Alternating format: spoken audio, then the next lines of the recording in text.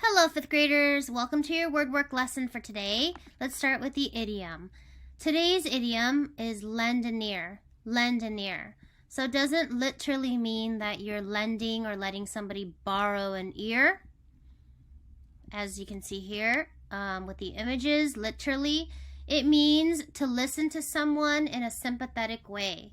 So in a sympathetic way means you are trying to be compassionate about what they're feeling. You're trying to understand what the person is feeling or going through. And so then you're listening to them and trying to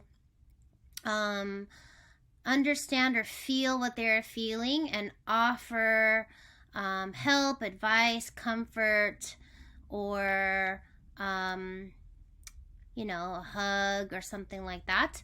So, sentence. As a pastor of a church, Dr. King had to lend an ear to people who came to him to share their stories and struggles. So I chose this idiom thinking about the life of Dr. King and how, as a pastor, here he would be, you can see he's in a church, and he would have given sermons, and I'm sure he would have been somebody who guided others. If someone was having a problem, they would go to him and say, this is what I'm facing, this is what I'm going through, this is what I'm struggling with, and I need your help. And he would have lent them an ear, past tense, lent them an ear, and just listened. So oftentimes we just need someone to listen to us. We need someone to lend us an ear. So I'm sure that as a pastor, that would have been one of his primary jobs. So he would have lent an ear to someone. You might lend an ear to someone who needs your help, who needs someone to talk to as well. We are learning the prefix non, which means not, reverse of, absence of. Yesterday we learned nonviolence, which is the practice of opposing a government or an action without using violence. So we learned yesterday that a sit-in, a march, or a boycott is an example of nonviolence, and it shows nonviolence. Today we have nonsense. Nonsense. Here's a sentence. It seems like nonsense now that there was a time when colored people had to sit in the back of a bus or stand and allow a white person to sit in their seat. And it seems like nonsense when there were available seats in the front, and Rosa Parks just wanted to sit. She'd been working a long day, and after work she's going home and there's an available seat. It just doesn't seem logical. It doesn't make sense that she couldn't sit. So what does nonsense mean?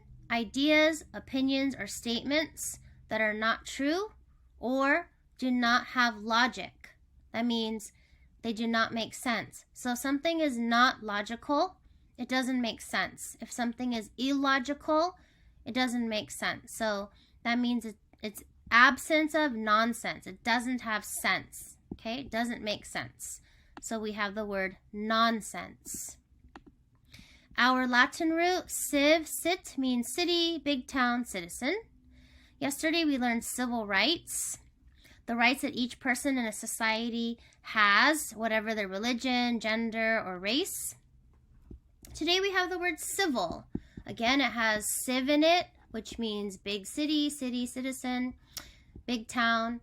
So if someone is civil, or if there's a civil situation, this is relating to the people who live in a country. I'll give an example. And then we're going to learn a second definition, which is to be civil means that you're a polite in a formal but not very friendly way. I have two sentences to show what those two definitions mean. So, relating to people who live in a country. Sentence number 1. The United States had a civil war in 1861 when the country was divided by northern states and southern states and fought each other. So this is a drawing, painting of that time period. Notice the two flags. This is the Confederate flag that represented the southern states. This is the flag we know, which represented the northern states. And so you'll learn more about the Civil War in 8th grade. But this was a war that was fought in our own country. So it's our own people. It's the citizens of the same country who fight against each other, which doesn't seem very civil at all. So a civil war is an ironic word because to be civil means to be polite, but in a war there's fighting and death and violence, and it is not that civil. So it's kind of a funny term. It's an oxymoron, that opposite words that go together. But anyway, that's just a side note. But a civil war means it's a war relating to people who live in a country. That's a civil war, okay? So then the other definition is when people are polite in a formal but not very friendly way. Here's a sentence. Even though Jill is no longer my best friend, I am still civil and say hi when I see her.